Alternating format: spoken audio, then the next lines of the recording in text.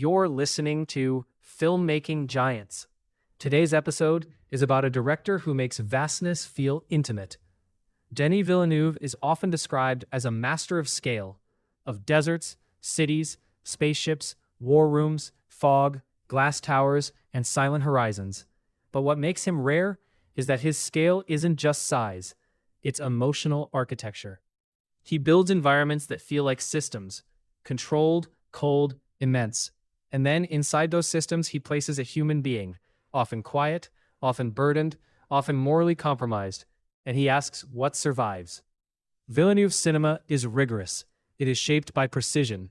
His frames feel designed, sometimes almost mathematical, and yet his films are not sterile. He uses order to create pressure. He uses silence to create dread.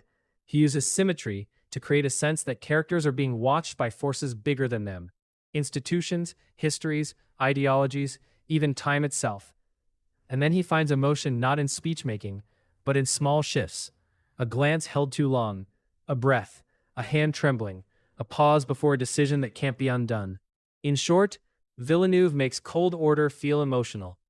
He was born in 1667 in Quebec, and his early work in French-language Canadian cinema established him as a filmmaker of intensity and restraint.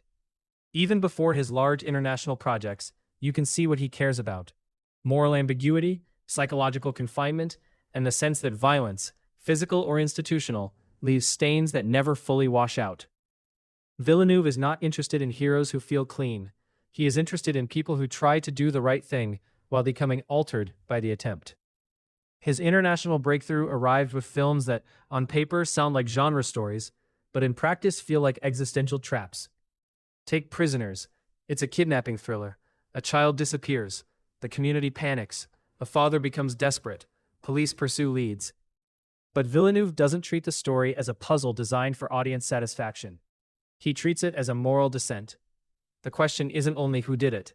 The real question is, what will you become when the world makes you powerless? Villeneuve's style, dark, rain-soaked, heavy with shadow, doesn't just create mood, it creates a sense of suffocation. The environment becomes a mirror of the character's psychological state, the feeling that there is no clean air left. Villeneuve films desperation like erosion. A person doesn't suddenly turn monstrous. They slide there, they justify, they compromise, they repeat. They cross a line and then discover they can cross another. Villeneuve's camera watches this with a kind of painful patience. He doesn't rush to condemn, but he also doesn't excuse.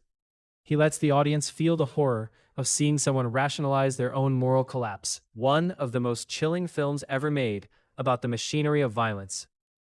Again, on paper, it's a crime thriller about drug war operations at the border. But Villeneuve treats it like a nightmare about institutions.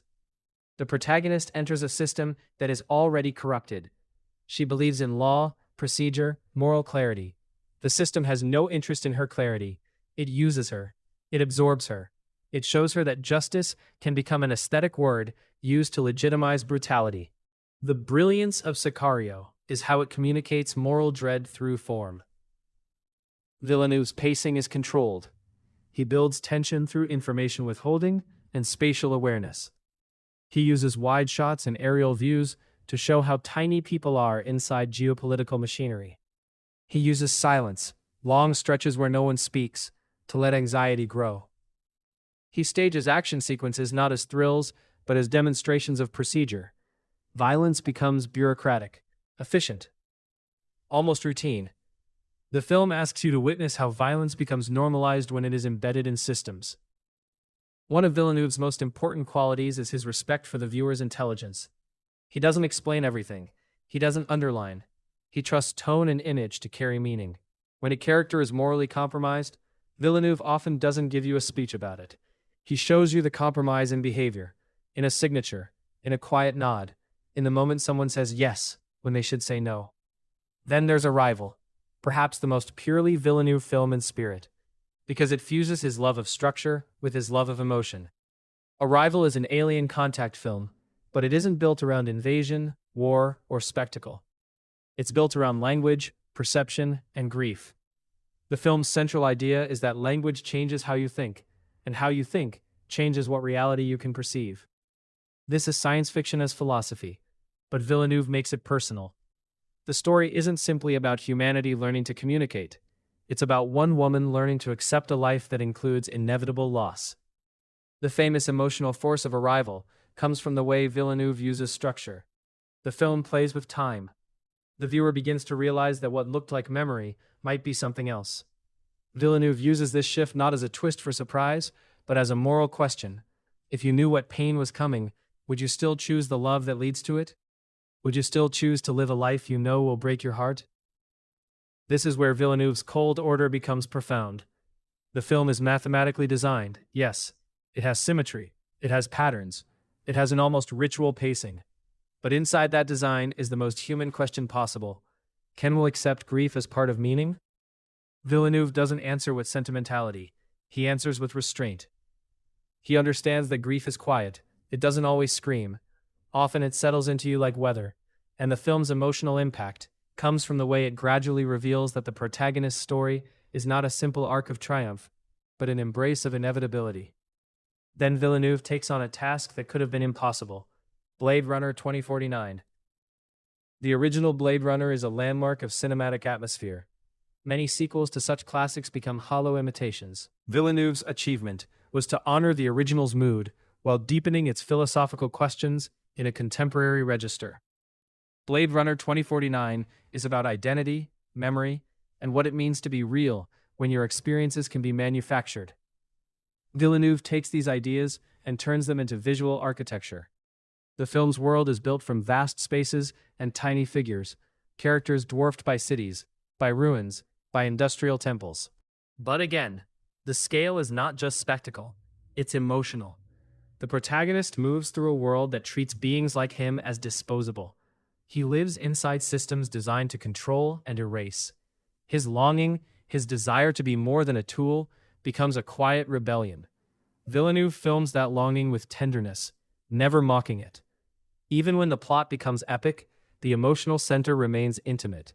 The need to matter, the desire to be recognized as a self rather than an instrument. Villeneuve is fascinated by the loneliness of the modern world. Not the romantic loneliness of a poet, but the structural loneliness of systems. Cities full of people who don't connect. Institutions that remove individuality. Technologies that simulate intimacy without offering it. In Blade Runner 2049, even love is mediated, holographic, purchased, curated. Villeneuve doesn't treat this as a gimmick. He treats it as tragedy, the way modern life can turn even tenderness into product. Then we arrive at the most culturally significant test of Villeneuve's mastery, Dune. Frank Herbert's Dune is famously difficult to adapt, not only because of its complexity, but because its complexity isn't just plot. It's ecology, religion, politics, myth, and ideology, all intertwined. Many attempts would reduce it to a simple hero's journey. Villeneuve doesn't. He understands that Dune is about systems of belief and power. He films it as a world where every choice is embedded in historical forces. Villeneuve's Dune is not loud. It is monumental, but controlled.